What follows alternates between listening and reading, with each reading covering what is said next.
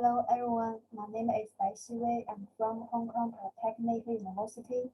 Today I'm going to give a topic about GNSS Outliers Mitigation in urban areas using Sparse estimation based on vector graph optimization. Where my presentation will be in 5 parts.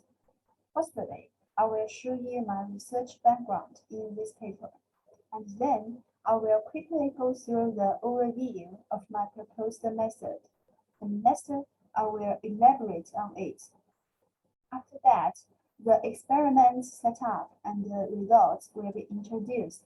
Finally, I will summarize the conclusions and future work. Okay, now let's see the background. GNSS, which is short for Global Navigation Satellite System, that is a kind of indispensable source for autonomous systems, such as the autonomous ground vehicles, unmanned aerial vehicles. However, the positioning area is still not satisfactory in urban areas. For example, the positioning area of U-blocks MAT can even reach about 84 meters. That is very large and not acceptable for the autonomous systems. So why the positioning area is so large? Maybe we can find the answer from the GIF. And this GIF shows that the signals from satellites are blocked and reflected by the surrounding buildings in the urban scenario. More specifically, when a satellite is blocked and only reflected signal is received, then we call it a loss reception. Otherwise, when a satellite is only reflected, but we still can see it, then we call it multipass. Actually, both of them are unhealthy measurements, so we define them as outliers in this research. Okay, now we know that outliers are main challenges for accurate urban GNSS positioning. So how to tackle this problem has attracted a lot of researchers, and there are lots of related works. This work from Dr. Wang, he proposed to use shadow matching to match the received signals with the predicted signals based on 3D building model. But this method relies on the initial guess. Another one is from Dr. Su. He proposed to use retracing algorithms to simulate the potential signal reflection routes, but it is very time-consuming.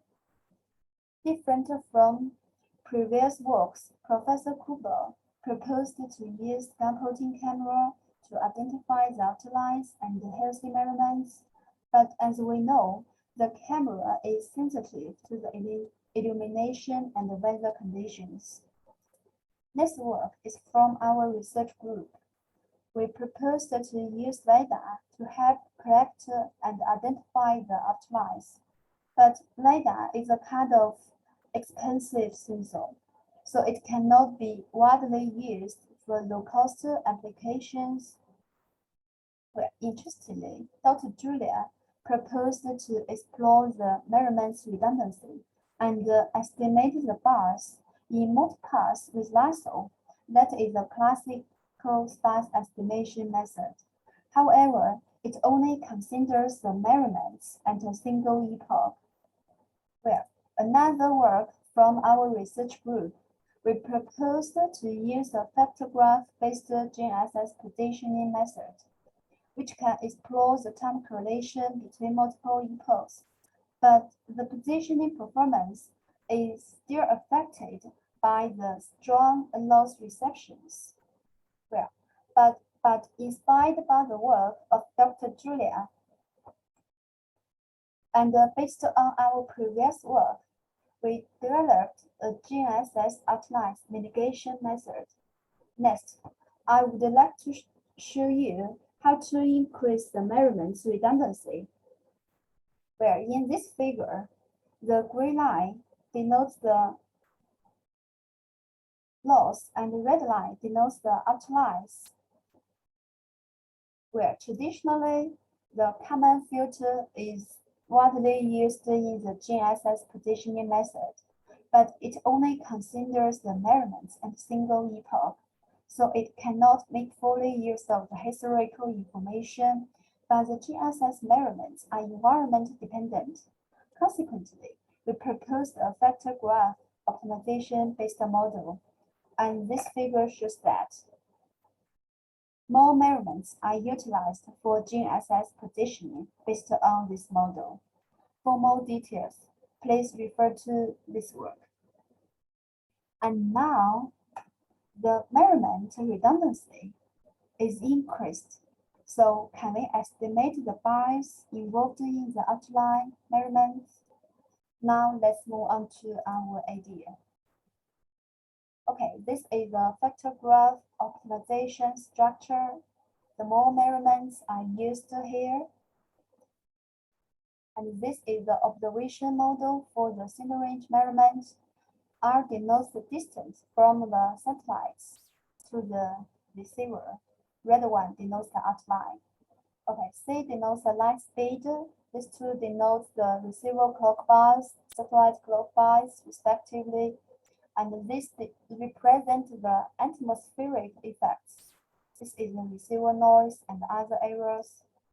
Where, based on the general model, we proposed the outline single range measurement model, where distance can be calculated based on the satellite position and the receiver position, and in addition, the bias from the potential outline measurements also be introduced in this model.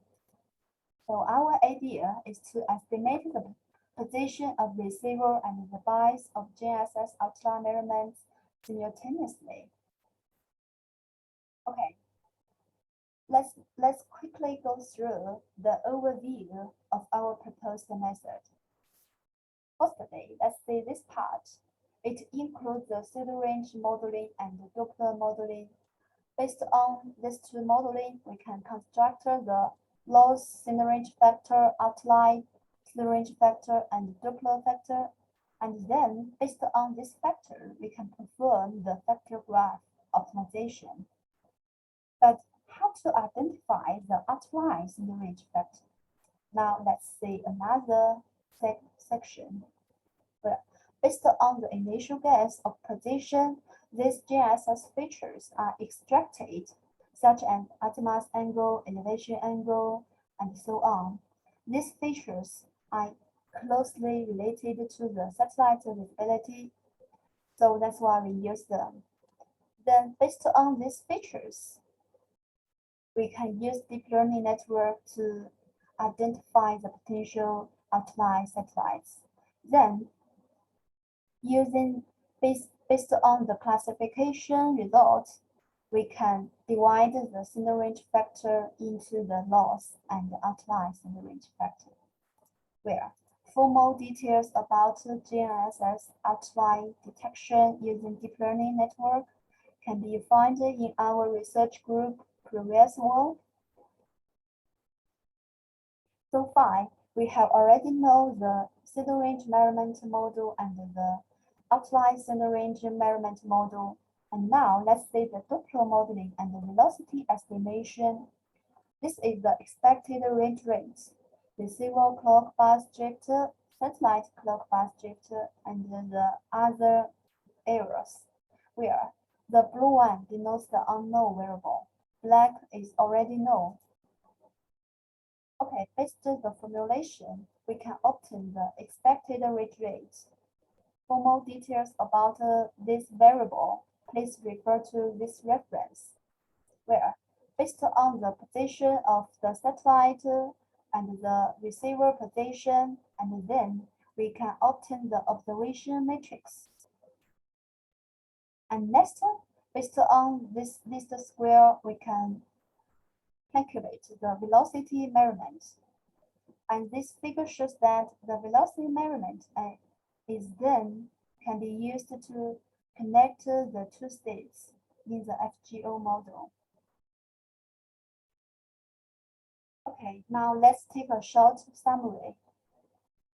This is a vector graph optimization structure, and Each circle denotes the states, and the gray one denotes the center range measurement factor, and the red one denotes the outlier center range measurement factor.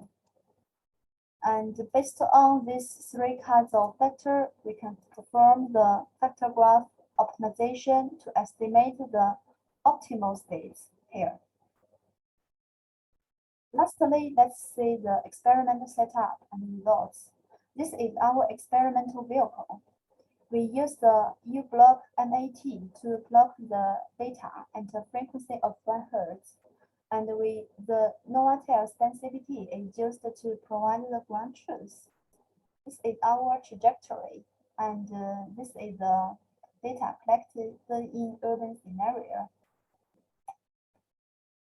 Now let's move on to the experimental results. We compare our proposed method with the listed FGO method, that is GNSS positioning by loosely coupled integration of center range and Doppler velocity measurements based on FGO, and this table shows that with the help of our proposed method, the positioning error drops significantly from 10 meters to about 8 meters, with an improvement of 13%. Additionally, the standard deviation also has a great improvement with about 17%. And we noted that the maximum error instead of increase. So what happened to this epoch? To explore the reason behind the large maximum error, we plot the satellite number. The red one denotes the total satellite number at each epoch. The blue one denotes the outlier number labeled by the 3D video model and the ground truth. The gray one denotes the predicted outlier number based on the deep learning network.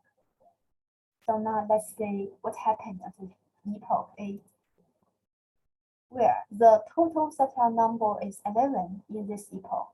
Ground truth of outlier is 1, but we predicted 8 outliers. So we noted that the measurements redundancy is not enough. Also, the healthy measurements are misidentified as outliers. So that's why the positioning error at this epoch increased significantly. Conversely, let's look at the epoch B. At this epoch, the total satellite number is 13, and the outlier number of ground truth is 7. And we predicted the outlier number same as the ground truth. So we found that the measurement redundancy is enough. Also, the outlier numbers is correctly predicted. So that's why the positioning error at this epoch decreased from the 18 meters to about 6 meters. Also, the trajectory is more smooth and close to the ground truth. Now let's summarize our experimental results and future work, where we estimate the bias associated with the outlier center range measurement with the GNSS receiver position, but there is still limitation. Our improvement is still limited when the measurement redundancy is bounded. So in the future, we will explore the adaptive covariance matrix for the loss and the potential outlier measurements, and we will compare with classical lasso method. Thanks for your attention. Thank you. Bye.